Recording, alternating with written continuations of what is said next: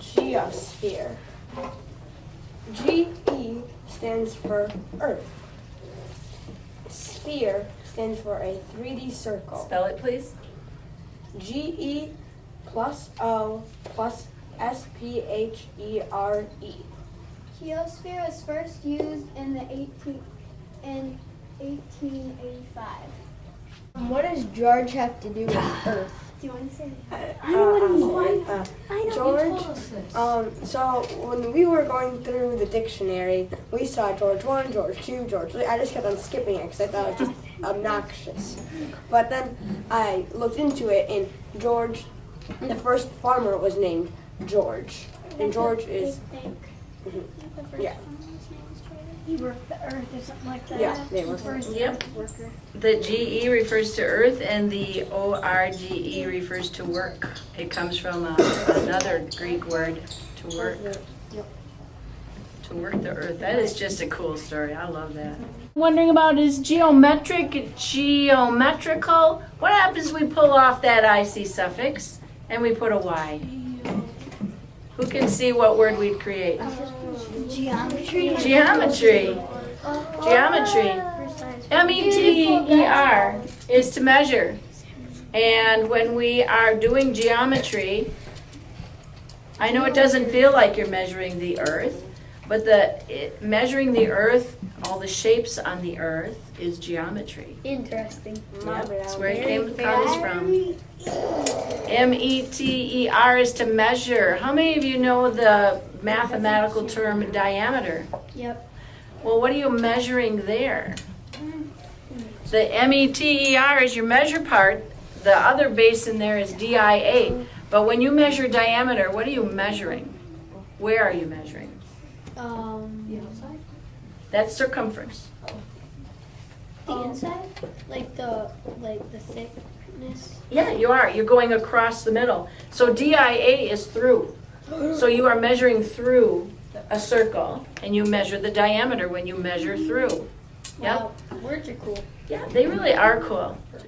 What is geotropism?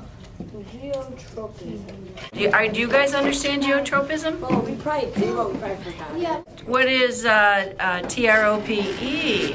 Have we looked at that one in here yet as a class? No. Anybody share their troposphere poster yet? No. No? What is it? I didn't. So long. It's changing and turning. That's what tropism is. TROPE has to do with changing and turning. So if something, and usually tropisms happen with plants. So if we see a plant doing some geotropism, it is usually because the roots, they go directly towards the earth, don't they? Changing. Well, they do. The plant roots always grow towards the earth. They always grow down. And the top of the plant always grows away from it, the earth. So the way the plant grows, that's geotropism. That's, the roots are toward the earth, the rest of the plant is away from the earth. Okay? You can have phototropism. What do you suppose that is? Photos of changing light. That means that the plant, Changing Earth. the face of the flower is like here, and the light's by the window, and eventually that plant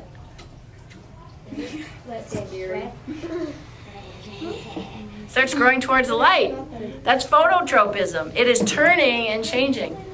How many of you ever seen flowers that have to have a trellis, and they wind and wind and wind and wind and wind, and they just make beautiful flowers? It's really cool.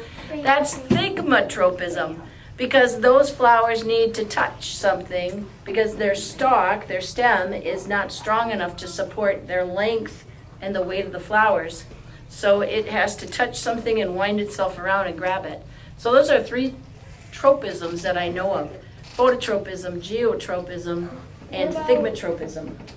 When a tree has tropism, when it's like planted away from the sun, that's like some of its branches or like its whole trunk just like bends toward the sun. Phototropism. Yep, absolutely.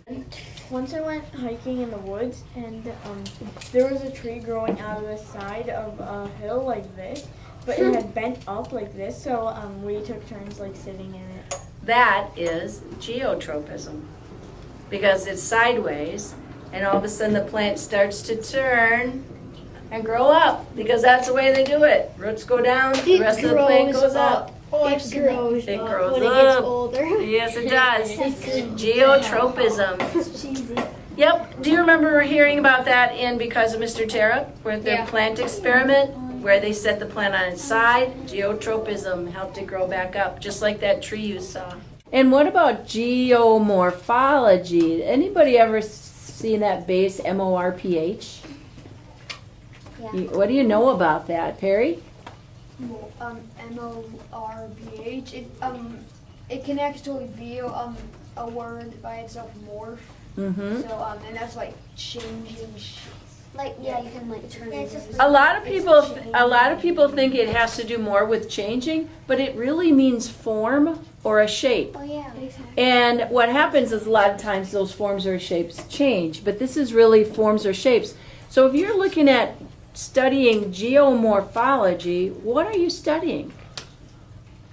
The change of the earth. Not change, right? Just said. Oh, the form of the earth. You're all the forms. Yeah.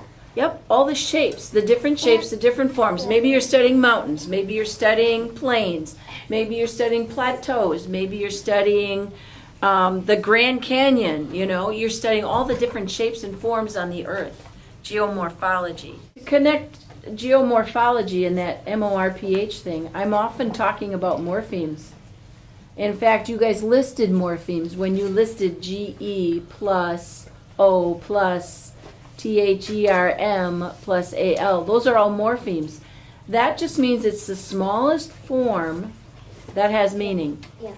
Okay? We have syllables, but syllables aren't morphemes. Syllables don't carry any meaning.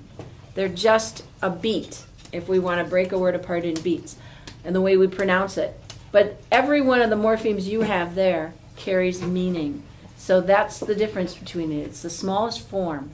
Like we can't break it apart anymore, or else we lose the meaning. Okay? One other one you got up there, geothermal. Who knows what geothermal is? Anybody ever been to a geothermal pool? I've been to a geothermal pool. It's natural though. It's like a nature-made hot tub. Yeah, that Yeah. I would think like the sun would be like reflecting. Oh, I was to one in Wyoming, and it's heated by hot springs. Oh, So really? there's no electricity. There's nobody heating the water. It's nature. It's coming from the earth is heating the water. Yep. Yeah, it's like it's heated, but I went into one. It's called the Beehive.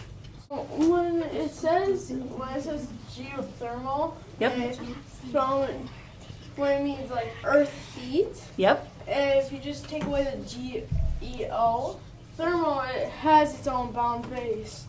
Yes, it does. And which means originally heat. And One of our words was thermosphere. One of the layers of the atmosphere is the thermosphere. Which layer do you suppose that's going to be? the hot one. It's going to be the hot one. Nice. Is that where like thermos came from? That word like to keep things Great. like hot and warm. This COSM is what kind of a base? it's not a free base. Not a free base. Excellent. It's not a free base. What do we call it? This is the free base. What do we call it, Jada? A bound base? A bound base. It is a bound base. And what do we call SPHERE? What kind of a base is that? It is a free base. It's why every time people are standing up and wanting to share their word sum, they are having the tendency of wanting pronouncing sphere. Have you noticed that? Yeah. Yeah, because we recognize it as a word. And we don't have the tendency to pronounce COSM because we don't recognize it as a word. We just have to get used to spelling out everything in a word sum, okay? And cosmologist is the person who studies stars. So cosmology is the studying of stars, and cosmologist is the person who studies stars. When you see IST on the end of a word, that's telling you it's a person. It's about a person. Can you think of other words with an IST suffix that's about a person? Biologist? Excellent. Who's got another one? Cosmophysicist? A physicist. Excellent. Pharmacist? Pharmacist. Geologist. Geologist. You see how common it is?